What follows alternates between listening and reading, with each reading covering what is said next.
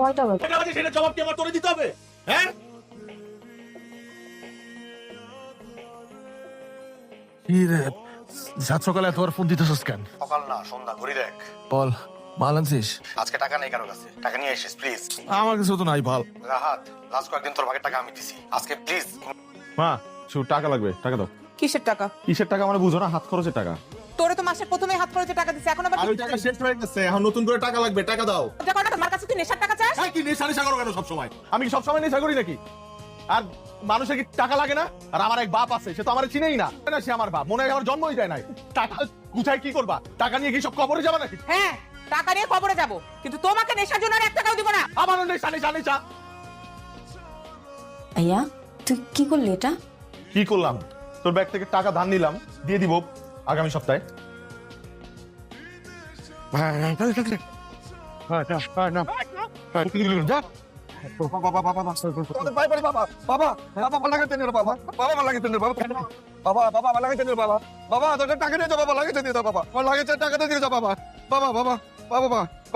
আমার তো সব শেষ হয়ে গেল বাবা, আমি কি করবো এখন?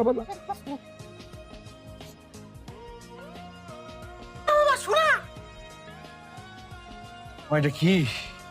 আমার ভাগ দরকার নাই, তোরা সোনা দানা টাকা পয়সা যা আসছে সব নিয়ে যা, বাকিগুলো আমরা দিয়ে তুই নিয়ে করবি কি? যা ইচ্ছা করি। বললো না সুন্দর কাতল মহল, মৃত্যুটা সবারই আর কারো আগে কারো পরে। কি হয়েছে? ওই যে আমাদের ইতিহাস আছে না, তার বাপ কালকে রাতে হার্ট স্ট্রোক করে মারা গেছে। মারা গেছে? মাটি তো দেওয়া হয়ে গেছে। ভাই কি মাটি দিতেছিলেন? কয় তলায় থাকে? দোতলায়। আপনি? আপনি ইতি? জি। আপনি আমাকে চিনবেন না। আমি গতকাল রাতে খুব রাতের দিকে কাজ শেষ করে বাসায় ফিরছিলাম, তখন দেখি তার পাশে লাগেজটা পড়ে আছে। থেকে লাগেজটা দেখি আমি বুঝতে পেরেছিলাম এটা কোনো ছিনতাইকারীর কাজ।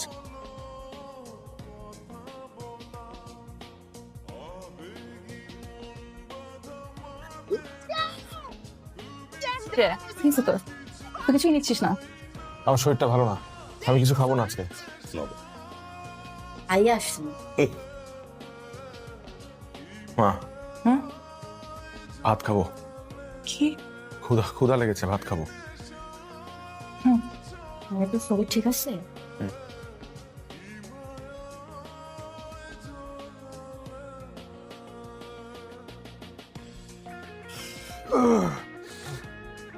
আমি আসতেছি।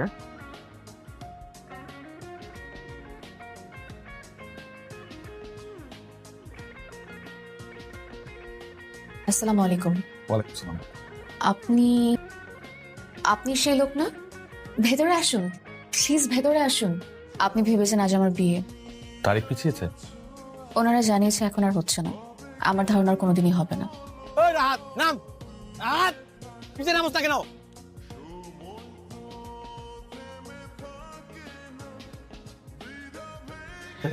আসসালামু আলাইকুম। ওয়ালাইকুম সালাম, কেমন আছেন? ভালো, আপনি কেমন আছেন? চিনতে পেরেছেন আমাকে? সিভি জমা দিতে আমার একজন বন্ধু ওখানে জব করেন, ওনার রেফারেন্সে। হবে মনে হয়। হোক আর না হোক, চেষ্টা তো চালিয়ে যেতে হবে। হাত দিয়ে খেতে আসলে মজা। এবার বলুন আপনার কথা। আমাকে নিয়ে বলার মতো কিছুই নেই আসলে, তবে বলতে পারি যে I am the black sheep of my family. কি? ব্ল্যাক শিপ, পরিবারের নষ্ট ছেলেটা আমি। বাবা, কিছু বলতে চাও? আমি একটু বসতে পারি?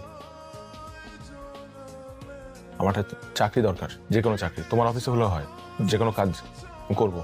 নেশার টাকা জোগাড় হচ্ছে না মনে হয়। বাবা প্লিজ, আমি আর কোনোদিন নেশা করবো না। আমি ওগুলো ছেড়ে দিয়েছি, অনেকদিন আমি নেশা করিও না। তোমার আমাকে দেখে বোঝা উচিত বাবা। নেশাখোর বন্ধুদের সঙ্গে ঝগড়া হয়েছে?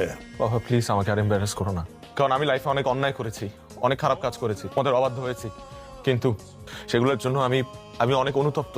আমি তোমাকে কথা দিচ্ছি, আমি তো তোমারই সন্তান, আমি তোমাকে ছুঁয়ে কথা দিচ্ছি বাবা, আমি আর কখনো এগুলো করবো না। সুযোগ দাও বাবা, তুমি আমাকে একটা সুযোগ দাও বাবা প্লিজ।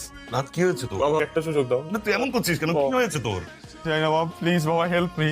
অবশ্যই তোকে হেল্প করব। বাবা প্লিজ হেল্প মি বাবা। ঠিক হয়ে যাবে, সব ঠিক হয়ে যাবে। আর আমরা আছি তো, তোর মা আছে। মা প্লিজ হেল্প মি মা, তোমাদেরকে আমার প্রয়োজন। অবশ্যই অবশ্যই আছি আমরা। প্লিজ মা, আমি তোমাদের সবার হেল্প প্রয়োজন, আমার ভালো হওয়ার জন্য তোমাদেরকে আমার পাশে চাই বাবা। অবশ্যই পারবো, কেন পারবি না? পারবো। রাহাত তোমাকে নিজের সাথে করে নিয়ে এসেছে। এটুকুই যথেষ্ট। বাবা আমার খুব ভালো বন্ধু, আর ওকে তো জন্ম থেকেই চিনি। আমাদেরও অফিসে একজন দরকার ছিল, সেদিক দিয়ে ভালোই হলো। কিছু অফিসিয়াল ফর্মালিটিস আছে, ওগুলোর পরে তুমি জয়েন করতে পারো। আপনাকে অনেক অনেক ধন্যবাদ স্যার। আচ্ছা আপনি কে বলেন তো? আমি কে মানে? এটা আবার কেমন প্রশ্ন? না মানে আপনি কোথা থেকে এসে আমার এই চরম বিপদের মুহূর্তে একদম বটগাছের মতো ছায়া দেওয়া শুরু করলেন। আমার কাছে সবকিছু স্বপ্ন মনে হচ্ছে, আবার ভয়ও করছে। ভয়? কিসের ভয়? স্বপ্ন ভাঙা কপাল আমার, ভালো সময় খুব বেশি দিন থাকে না। আপনি এরকম কথা বলবেন না প্লিজ, আমার কেমন যেন লাগে। কেমন লাগে? মনে হয় আপনি সবকিছু বানিয়ে বলেন, কারণ আপনি আমার ব্যাপারে যেভাবে কথা বলেন আমি আমার নিজের মধ্যে এমন কিছুই খুঁজে পাই না। রাহাত, এটা করবেন না প্লিজ। কেন? আমি এমন কোনো স্বপ্ন দেখতে চাই না যেটা ভেঙে যাওয়ার ভয় থাকে। মানে আমাকে আপনার পছন্দ না, তাই তো? আপনাকে আমার ভীষণ পছন্দ, কিন্তু আমার মনে হয় আপনাকে নিয়ে স্বপ্ন দেখা শুরু করলে একটা ঝড় এসে সবকিছু এলোমেলো করে দিয়ে যাবে। ইতি, আমি তোমাকে কথা দিচ্ছি, যত বড় ঝড়ই আসুক তোমাকে কেউ কিছু করতে পারবে না। আমি থাক, আই প্রমিস। মা, তোমার কি কোনো আপত্তি আছে? আমি রাহাতকে বলেছিলাম যে আমার একটু সময় লাগবে। দেখো মা, এত ভেঙে বলার কিছু নেই। তোমাদের সম্পর্কে সবকিছুই আমি জানি, আর তুমি এসব নিয়ে একদম চিন্তা করো না তো।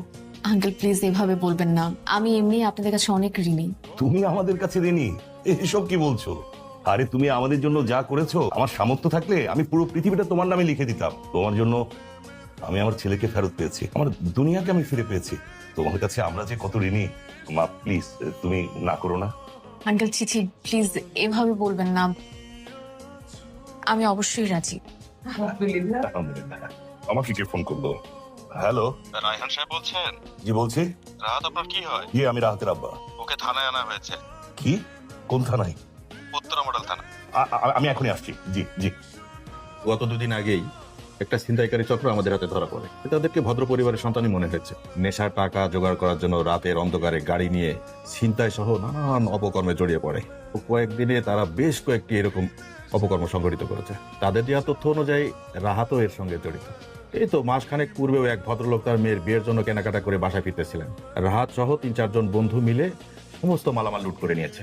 এখানে রাহাতের গাড়িটিও ব্যবহার করা হয়েছে। আমরা সিসি ক্যামেরার ফুটেজ দেখে এটা নিশ্চিত হয়েছি। আমি কি একটু ওনার সাথে দেখা করতে পারি?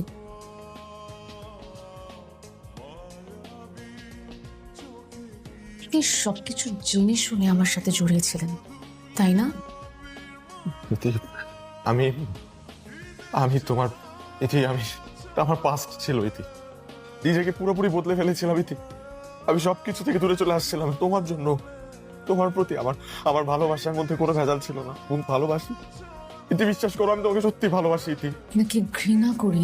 ইতি, ঘৃণা করি আমি আপনাকে। ইতি, ঘৃণা করি আমি আপনাকে, ইতি, ঘৃণা করি।